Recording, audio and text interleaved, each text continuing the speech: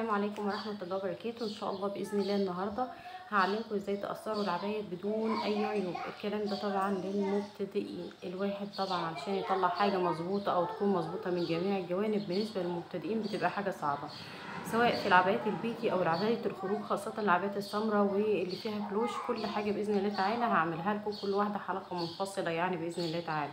طيب النهارده بما ان في كذا حد بيخطأ ويقول انا ما بعرفش اقصر العبايه مظبوطه، تمام؟ هنشوف دلوقتي ازاي انا هاخد المقاسات من على العميل اللي معايا، وبعد كده ايه هبدا ان انا اقص او ان انا اقصر. نبدا على بركه الله. بسم الله. اول حاجه هنا باجي عند العبايه هنا من تحت، انا بقف قدام العميل عندي، بقول للعميل انا بقف قدامه، باجي هنا من عند المنطقه بشوف، باجي من عند كعب، من عند نص الرجل، ونفترض ان دي صوابع رجليها هنا كده، صوابع رجليها، بطلع من عند صوابع رجليها لحد المنطقه دي كده، لحد المنطقه دي كده، وببدا ان انا اخد المقاس. طبعا على حسب ما هي بتحب، في ناس بتحب العبايه طويله وفي ناس بتحب العبايه ما تكونش طويله. كمان باجي لحد هنا كده، ونفترض هي جايه لحد هنا كده مثلا، ببدا ان انا اخد هنا ايه علامه، تمام؟ طيب باجي من عند برضه ما بكملش لحد الجنب، بما ان انا مبتدئه لازم اخد كذا علامه في كذا مكان، هبدا ان انا اخد هنا كمان، وباجي اقول لها طيب اديني جنبك وانت في مكانك، بدل ما تحيري نفسك انت حواليها، لا هي اللي هتلف وانت ايه تاخدي المسافه. هاجي هنا عند الجنب، انا واخده اهو المقاس عند الزبونه هنا اهو، من هنا ده الجنب اهو، تمام؟ والامان انت بتاخديه في كذا مكان. ليه؟ هقول لك انا ليه دلوقتي. يعني مثلا هاخده هنا، تمام؟ وهرجع اخده هنا، تمام؟ واقول لها ماشي خلاص، طيب لفي اديني ظهر، تمام؟ باخد كمان في الجنب من ورا، تمام؟ وبعد كده باخد في العبايه من ورا خطين او ثلاثه كمان، علامه او اثنين، هنا هنا هنا، وبرده بقول لها طيب اديني جنبك التاني، وببدا ان انا اعلم. يبقى انا كده علمت، مش علمت بس علامه واحده قدام هنا وعلامه في الجنبين وعلامه ورا. ليه؟ لان انا مبتدئه. ايه اللي هيحصل معايا؟ هقول لكم دلوقتي ايه اللي هيحصل وليه احنا علمنا كذا علامه عشان العبايه تطلع مظبوطه، تمام؟ انا هي من التصوير ربما مش واضح قوي، لان انا طبعا حطاها على شماعه مش على ملكان او مش على العميله اللي معايا، تمام؟ انا كده نزلتها، او الزبونه او العميله قلعتها. بعمل ايه؟ اول حاجه بعملها لازم اجي هنا احط، اشوف الكتف بتاعها فين، وابدا ان انا احط الكتف على الكتف، تمام؟ الكتفين لازم يكونوا متساويين مع بعض هنا، تمام؟ هتيجي طبعا اكيد، وده الغالب ان المصانع بيبقى طالع منها عيوب، تمام؟ بيبقى كتف اطول من كتف، الكلام ده. طيب انا ده مش المشكله عندي، انا المهم عندي ان انا عايزه اظبط العبايه من فوق، تمام؟ انا مسكتها من عند الكتف كده، تمام؟ وبرجع امسكها من تحت الدراع هنا، من عند حلقه الجيرو هنا، برجع ان انا ايه امسكها كده. همسك بقى خلاص من عند الجيرو اهو، من عند الجيرو اللي هو تحت الدراع، تحت الباط، تمام؟ وابدا ان انا اجيب سيفين العبايه على بعض. يعني ايه الكلام ده؟ يعني ما ينفعش ان انا اروح اقص ديل العبايه من تحت من غير ما اظبطها من فوق، وتكون مظبوطه ظابطه صح. يعني انا بصي لازم ان انا همشي حته بحته اهي، سيفين العبايه لازم يكونوا على بعض اهو، وهبدا ان انا انقض العبايه كده، تمام؟ هسيب على كده؟ لا، انا هكمل. ليه؟ لان في الغالب بيبقى العبايه بتاعته مش متساويه.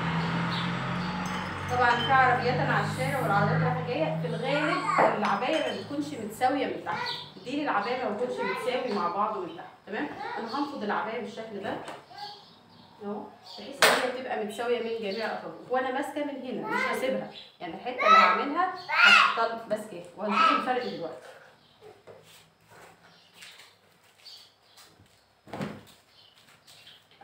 وافرد، ابدا افرد العبايه. طيب انا ما عنديش بنك، خلاص انا هفرد على الايه؟ على الارض. اتمنى بصوا هنا نشد العبايه. انا دلوقتي اللي يهمني ايه؟ كل اللي يهمني هي المنطقه اللي تحت دي. لو جينا نبص في الفرق هنا، هنلقى ان في فرق حوالي 5 سم في ديل العبايه نفسه. يعني العبايه مش جايه مظبوطه من فوق، لا ده ديل العبايه عندي نفسه في حوالي 5 سم فرق، تمام؟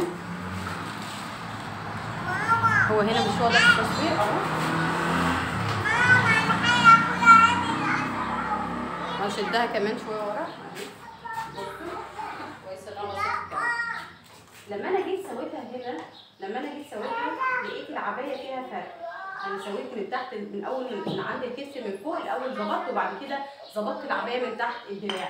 طيب لو في بعد الدراع في حزام او في استك او حاجه، برضو بحطهم على بعض بحيث العبايه تبقى مظبوطه. وابدا ان انا احط السيف على السيف او جنب العبايه على جنب العبايه، وانزل بالتساوي، وبعد كده افردها واطلع اي هواء او اي فراغات فيها لتحت بحيث العبايه تبقى مظبوطه معايا جدا. ايه الوقت ده كله مش مشكله، انت وشغلك المظبوط او اللي انت خدتي فيه وقت ده ان شاء الله ربنا هيكافئك عليه. اول حاجه عملت الحاجه بضمير، تاني حاجه مش هتخسري العميل او الزبون اللي معاكي. طيب بالنسبه كمان للناس اللي دارسه بترول او اخد دورات في الخياطه والكلام ده ما بيبقاش عامل معاهم، بيبقى بيجوا عند تظبيط الملابس وبيحتاروا فعلا. ليه؟ انا دارسه بترول ودارسه الناس ازاي هفصل من اول وجديد، اما مش دارسه ازاي ان انا هظبط الملابس. يعني يمكن احنا درسنا خدنا دورات في تفصيل الملابس، الا ان الموضوع ده يمكن اصعب من التفصيل نفسه. طيب تمام، خلينا عشان ما اطولش عليكم ان شاء الله باذن الله تعالى، يعني مفيش حاجه صعبه معايا باذن الله. اول حاجه دلوقتي قلت لكم ان هيبقى فيه ايه هنا فاصل، تمام، عشان الكلام الكتير. طب انا هعمل ايه دلوقتي؟ انا واخده علامات، علامه في الجنب، تمام، بسم الله، واخده علامه هنا اهو في الجنب، واخده علامه اهو في الوسط. ببدا ان انا اشوف العلامات بتاعتي فين. هاجي هنا هقلب العبايه ادي علامه. طيب انا عايزه اشوف العلامه دي هل هي قصاد العلامه الثانيه ولا لا؟ بمسكها هي بصبعي واشوف هل هي قصاد، تمام، يبقى في علامتين معايا كده ايه متوافقين، يبقى دي علامه متوافقه وفي علامه ثانيه معاها بتاعتي. لو جيت ابص هنا هلقى العلامه في المنطقه دي، اللي هي علامه الجنب ده، اللي هي الطويل ده، العلامه في المنطقه دي هي قريبه من دول، تمام، ولكن انا جيت اقيس المسافه هنا بس يا هنوده بطلي ضوضاء. لو جيت اقيس المسافه هنا مثلا حوالي 12 سم، تمام، اما هلقى المسافه من هنا حوالي 12 سم ومن تحت حوالي 15 سم. ما احنا قلنا عشان العبايه مش مظبوطه. طيب انا عايزه اوصل لحل دلوقتي، انا هاخد العلامات بتاعتي، لقيت واحده تحت، لقيت حتى لو العبايه مظبوطه لقيت هلقى علامه تحت وعلامه فوق. اعمل ايه؟ طب في علامه هنا، في علامه بعد 12 سم، في علامه بعد 15، في علامه بعد 9. طب انا اعمل ايه؟ هاخد على اقل واحده، اقل علامه انا واخداها هقوم رايحه واخده عليها. مثلا هنفترض معايا اللي هي ايه؟ العلامه دي اللي هي مثلا حوالي 12 سم. طب انا خدت عليها هبص كده، لا ده انا كمان هنزل تحتها كمان 1 سم بحيث ان هي تبقى ان شاء الله باذن الله تعالى مظبوطه. هنزل كمان تحتها 1 سم وكمان ازود اللي هو ثمن الخياط. لو انا هعملها اوفر واديها ثانيه صغيره خلاص انا هاخد سم ونص او 2 سم. طب لو انا هات ثانيه في ثانيه يبقى هاخد كمان 3 سم، تمام، هاخد ايه؟ 3 سم. طيب ازاي بقى هعلم عشان العبايه تيجي مظبوطه معايا؟ انا بعتذر على الضوضاء الفظيعه ده. ازاي انا هعلم؟ انا هجيب حاجه متساويه، يعني ايه؟ يعني مكان متساوي عندي يكون طوله مظبوط، ما يكونش فيه اعوجاج او مكان ما يكونش متساوي. يعني ايه الكلام ده؟ طيب وهاجي عند نص العبايه، من النص من عند الصدر، طبعا احنا طابقينها على 2، احنا طابقين العبايه اهو على 2، تمام.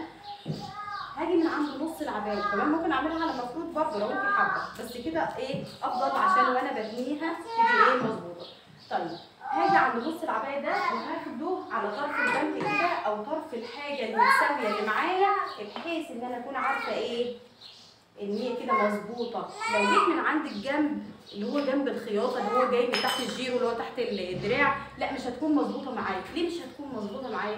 لان احنا بنيجي من فوق في الغالب بايه؟ بوسع، بننزل بوسع، فاذا الجنب مش هيكون مظبوط معايا. اما الصدر معروف ان ده نص العبايه فهيجي مظبوط معايا، لازم احطه كده على حاجه مستويه. يعني مثلا البنك هنا اهو انا عارفه ان الحته دي خلاص مستويه كلها هنا ايه زي بعضها، هاجي على طرف البنك كده او طرف الترابيزه اللي معايا او طرف المكنه او اي حاجه وابدا ان انا ايه اثبتها كده. انا عرفت ان هي مستقيمه لما اجي اقصها تكون مظبوطه.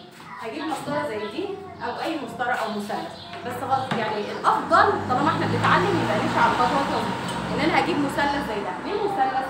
علشان انا لما بحط مثلث كده، لما بحطه قائم كده مثلث، اذا الضلع بتاعه ده بيجي مستوي غصب عنه بيظبط لي الحته دي بقى.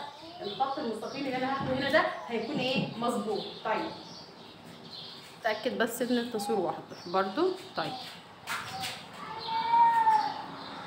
نيجي هنا اللي انا بشرح فيه كله من ساعه ما مش قلت لكم انا باجي عند طرف الترابيزه او طرف البنك من هنا بحيث ان هو الايه العبايه تكون تطلع معايا مظبوطه. هجيب المثلث، قلنا المثلث لان انا لما بحط الضلع ده تمام لو حطيته على حاجه مظبوطه كده اذا الخط المستقيم اللي هنا هيجي لي مظبوط. طيب تعالوا بقى عشان نشوف ايه العبايه بتاعتنا. احنا قلنا العلام هنا اهو بس ده مرتفع عن التاني شويه. قلنا هناخد عند الخط اللي هو ايه اللي هو عند 12 سم ده مثلا، يعتبر هو نفس المقاس اللي انا واخده وراه. بكون فرحانه جدا ان هو بيطلع نفس المقاس. في عبايات او في اشخاص منطقه الصدر عندهم بتبقى مرتفعه، اذا فبتكون رافعه العبايه من قدام ما بيجيش معاها نفس الخط من قدام هو نفس الخط من ورا. لا المفروض ان انا اظبط لو طلع من نفس يعني. وكمان في ناس بسالها هل انت عايزه نفس الكلوش من تحت نفس الدوران؟ مثلا لو العبايه جايه كلوش انت عايزه نفس الدوران ولا امشيها لك مظبوط بالظبط؟ عشان ما اطولش عليكم اكتر من كده، كل حاجه هعرفها لكم في ايه في وقتها. طيب انا لقيت الخط هنا اهو، هقوم رايحه جايبه المسطره بتاعتي المثلث واحطه كده المثلث متساوي اهو. خلينا الناحيه الثانيه عشان نشوف المثلث متساوي اهو. اذا انا لو خدت خط من هنا العبايه هتكون مستويه تمام. طيب احنا قلنا هنا العلامه اللي انا واخداها هنزل كمان تحتها 1 سم وكمان 3 سم اللي هي ثانيه في ثانيه تمام عشان العبايه تيجي مظبوطه معايا اهو. هو هنا كده تمام اهو. هشدها على الطرف عشان اكون عارفه واظبط المثلث بتاعي كده بحيث ان هي تيجي مظبوطه. وهبدا ان انا ايه ان انا اعلم وبعدها بعد ما علمت هقص واقول بسم الله الرحمن الرحيم لان ايه اي عمل بسم الله يكون مقطوع بالبركه يعني ما فيش فيه بركه كده. سمي الله بسم الله تعالى الامور كلها بتيسر وهتبصي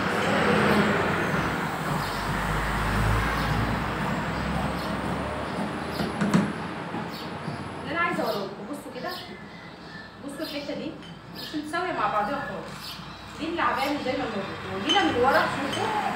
شوفوا الحته دي من الحته دي ودي 5 سم حوالي 5 سم دي حوالي 12 سم. ده اللي انا حبيت ان انا اوضحه لكم في الفيديو ده. اتمنى اكون اتوفقت فيه واتمنى يعني يكون الصوت واضح من الضوضاء. ربنا ييسر اموركم وامري يا رب وييسر امور المسلمين جميعا. كل عام وانتم طيبين وانتظروني ان شاء الله في حلقات تانية. ولو مضايقكم الشرح طويل ممكن نقصره في الحلقات التانية. قولوا لي رايكم يا حبايبي. بالتوفيق.